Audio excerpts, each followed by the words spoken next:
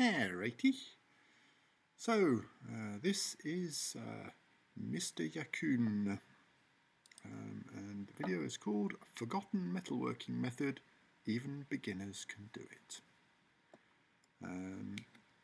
This is, yeah, okay, we'll get into it. So, he's using a mini lathe. This is aimed pretty much at beginners as far as I can tell. So, oh, bit of B-roll there, nice. And a piece of steel.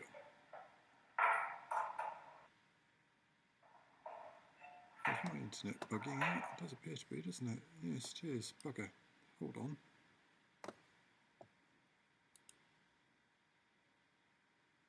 Why are you bugging out?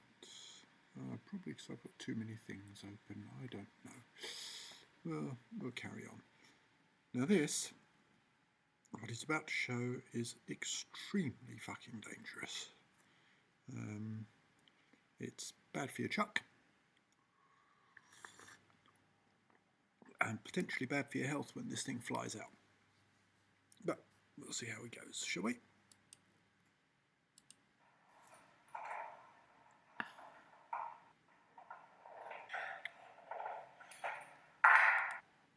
Now, you'll see the way he gronked on that.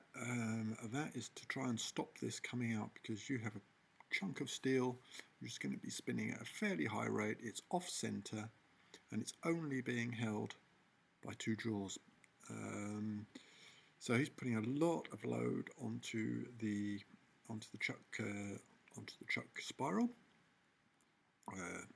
Yeah, blimey, word, death word, and those jaws. He's torqued that up real tight because he doesn't want it coming out. You definitely don't want it coming out when you're doing something like this. Yeah. Okay.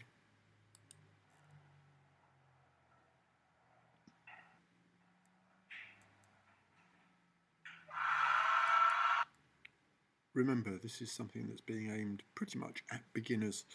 Now, as he comes in here, he's going to be doing an interrupted cut to face off the end, which is shock loading the part that's spinning, held by two jaws way off center. Carbide also loves interrupted cuts like this, but hey. So remember, this is a mini lathe, and I would not be stood here, because if that comes out, that's coming out straight in your face, regardless of how much guard there is there. He's on the wrong side of that. Still on the wrong side of that. Go away, fly. So, face this off. Oh. Right, you'll notice his tool's slightly too high, and he went past the centre when he faced that off. That's a really good way of breaking your carbide. Just while we're at it. Lovely surface finish.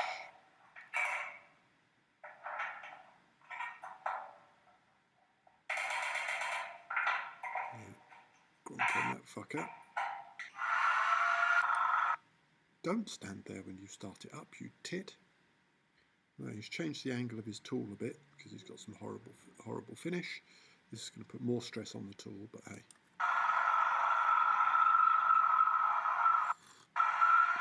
You have to take really fine cuts to do stuff like this. That's a better finish. Okay, so he's squared up two ends. What's he doing now? Okay, center punching. Okay. Hole saw, okay. That's okay. Hole saw. His work's clamped down. Yep.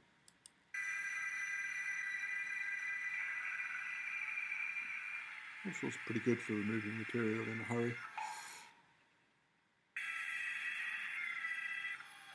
Especially if you're not critical in terms of diameter, and we'll get drilling that one through. That's fair enough. You do need to be careful though. Hole saws have a centering drill, and it sticks out further than this piece here, so you do need to make sure that you're over a groove or a hole in your drill's base plate, because otherwise you're going to be putting apprentice marks in. Yeah, it's hot, isn't it?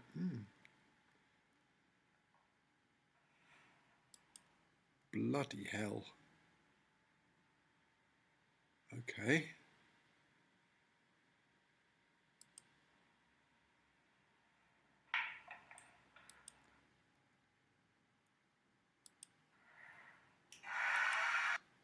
That is really, really fucking ropey, and he wants to be stood a long way away.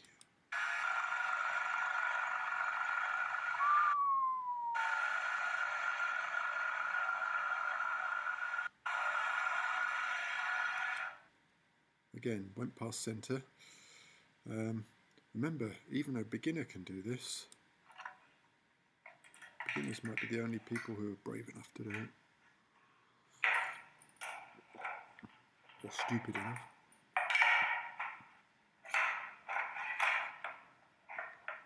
Okay, so he's reduced.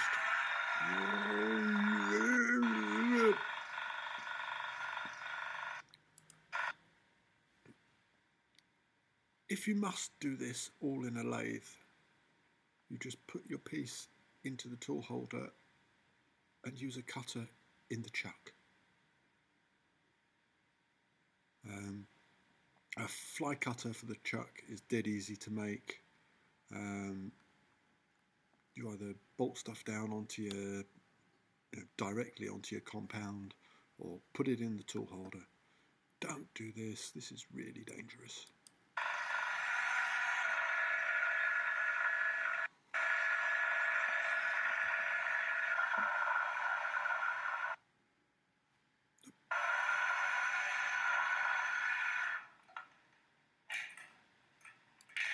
Right, so he's faced that off, right?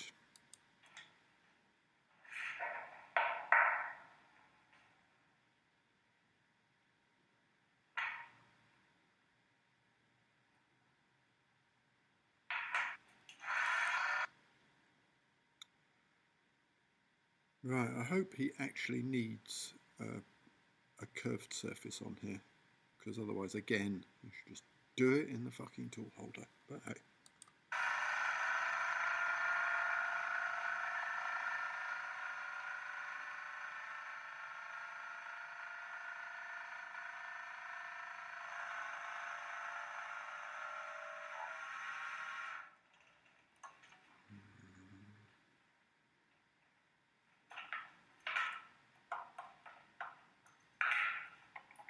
But hold on. Let's go back a second.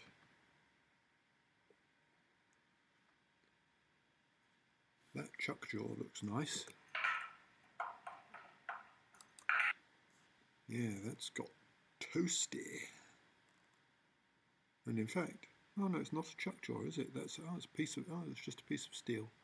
So he's used a piece of steel to space it out to get to the right to get his angles, I guess.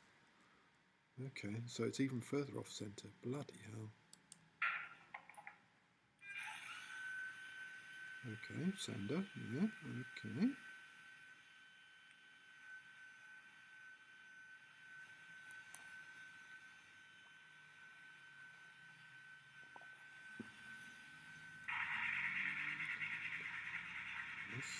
Sandpaper.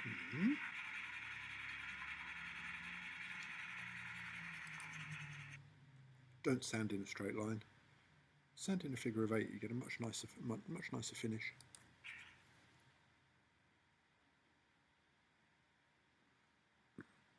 Okay, and what are you going to do with this? A nice piece of round stock, also safely held in the chuck.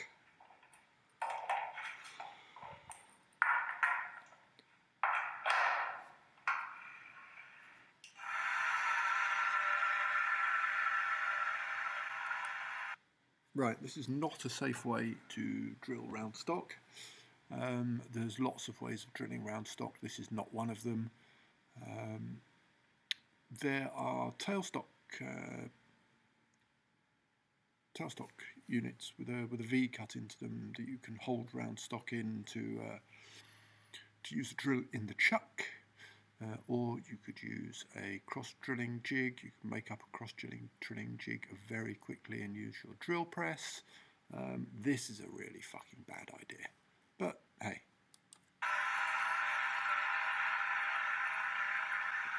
I'm surprised this lathe isn't dancing all over the place. You must have it bolted down. Yes, okay, so we're going to chamfer it. Good.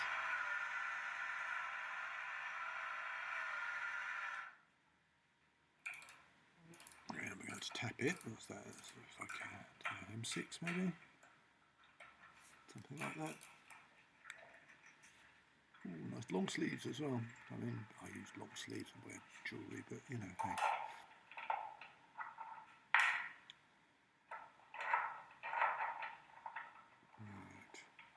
And how are you going to make sure that that's square?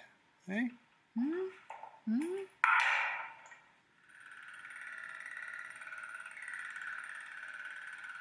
Okay, so you're cutting slots. This is even ropier. Good Lord. Now, this is just asking to have stuff go ballistic. Half a slot, so he's widening his slot by the looks of it. Yes. Again,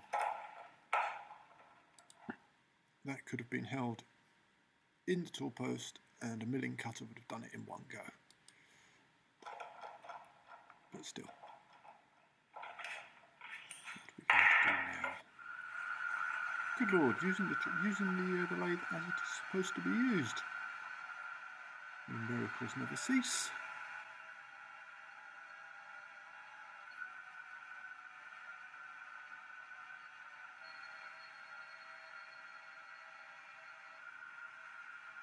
Come on then. Lots of turning.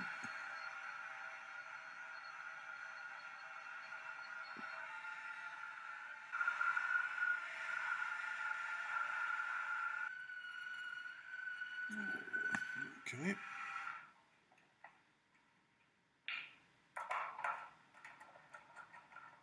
Just going to clean up the outside, presumably. Yeah.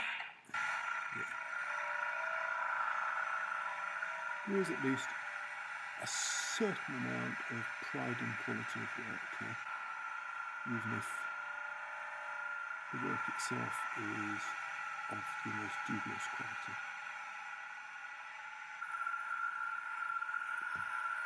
Chamfer, polished up. Yeah, okay.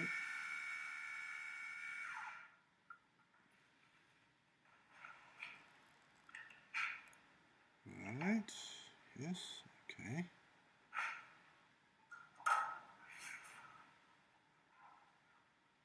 What are you going to do with this?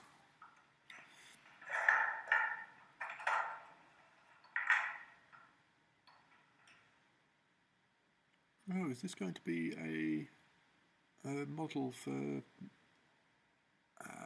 circle turning? Yeah, that could be quite neat. The sphere turning. I hope so. Yes, it is. Okay. Right, well the idea itself is not totally mental. What he's doing here is using this as a template for cutting circular grooves. And you can do the same thing with circles going the other way for cutting spheres. Oop. Yeah, the idea itself is not utterly mental, but the implementation of doing this is really, really bad.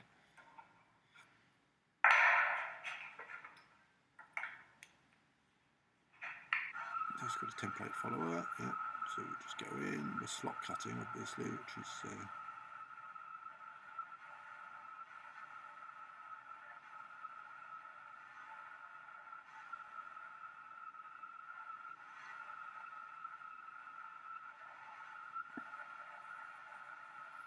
poor man's copier attachment basically, which is not Absolutely stupid. It works better if you have a lever action cross slide, second operation cross slide, because you can just use the lever to keep stuff in contact. You don't have to piss about with dials. But yeah, okay.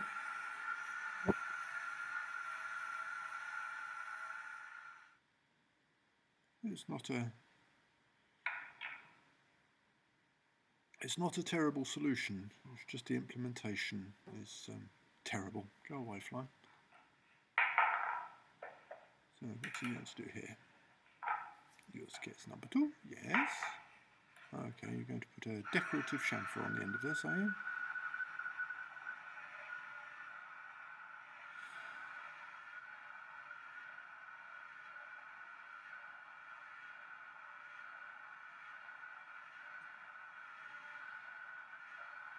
Yes, I think most people could work out how this is going to work.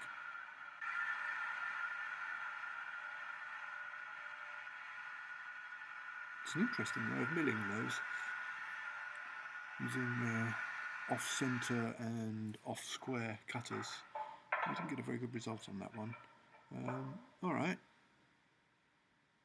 So, Mr. Yakun, there's a better way that you could have done that, but yeah, dangerous. Dangerous, dangerous, dangerous.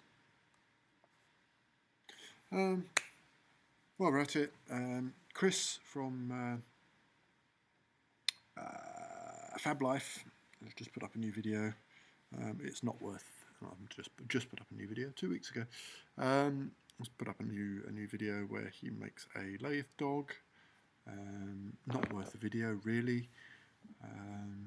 Not too terrible, but his machining content is still awful. Not as dangerous as what we've just seen though. And maybe, if Chris lets my comments stand, I won't have to make any more videos about him. I'd like to see him get better. Anyway, that's a quick one for today. We're done.